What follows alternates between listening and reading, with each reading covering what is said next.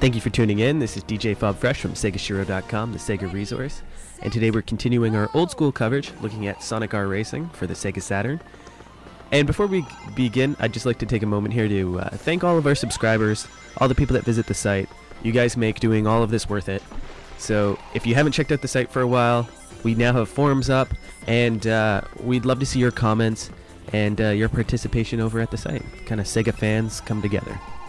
Launched in 1997, this game was developed by Traveler's Tales, who you might remember from the LEGO Star Wars franchise. However, much of the production and those assets were overseen by Sonic Team, so this was a real collaboration between East and West, as it were.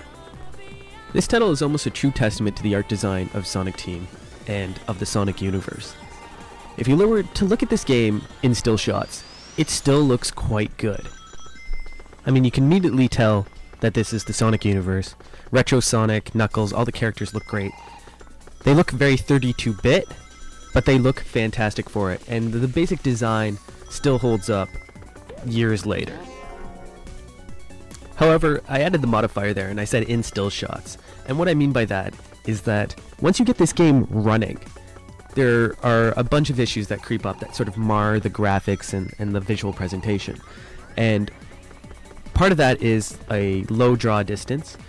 If you've ever played the PC version or the version on Sonic Gems Collection, they managed to pull that way back and it looks much better for it. There's lots of pop-in, there's clipping, and all of these technical issues kind of mar the overall presentation of the game. However, that said, it still was impressive 3D tech running on the Saturn. So in the game there are 5 tracks to play. They're all pretty solid.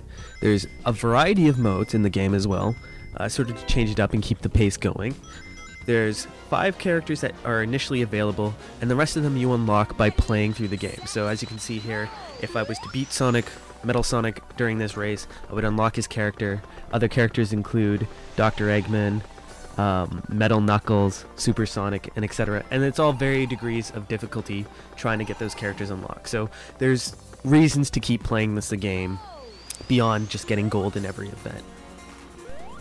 Now, one really interesting element of this game is that most of the tracks were designed to be racing tracks. However, they were also designed with 3D exploration in mind. So in the game you can collect coins as you race. You can also unlock new pathways. You can search for Chaos Emeralds. So, I mean, you can spend an entire level just searching around, trying to find interesting items and new pathways, or you can try to win the race. Now, ultimately, to beat the game in its entirety, you need to do all of those things in one race. You need to kind of carve out your own path, you need to collect enough coins to get the Chaos Emeralds, and you still need to come in first. So there is enough sort of a hook there to kind of keep you playing and keep you trying. However, where the game fails, quite miserably actually, is in the controls.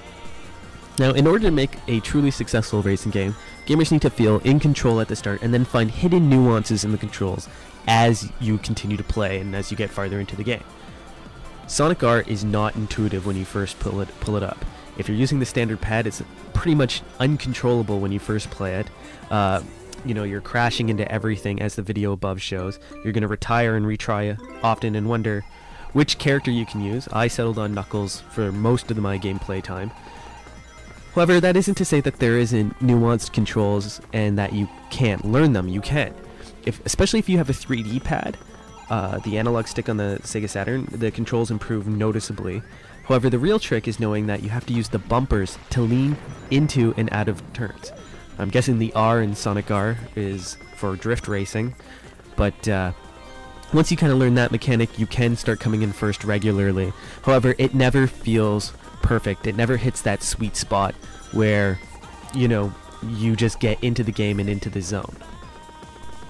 In fact, I would go so far as to say that the controls in this game were so bad and scarred so many gamers at the time that that's why in the upcoming Sonic and Sega All-Stars Racing, they've kind of put everybody in cars, used more tried and true Sega classic racing feeling for that, as opposed to have Sonic running around. So if you're a gamer out there and you've asked, why isn't Sonic running, why is he driving a car, I would point my finger at this title. I can't escape doing a review of Sonic R without talking about the music. Either you will love it or you will hate it. Either way, it's catchy and gonna stick in your head, and you'll be singing along regardless. One cool feature about the title is you can actually toggle on and off the vocals, so depending on if the lyrics are annoying you, you can turn those off because the songs are pretty good. On the other hand, you can also take this disc and alternatively throw it into a CD player and listen to the songs that way, so even in the car. Ultimately, this is a game I can only recommend to hardcore collectors or hardcore Sonic fans.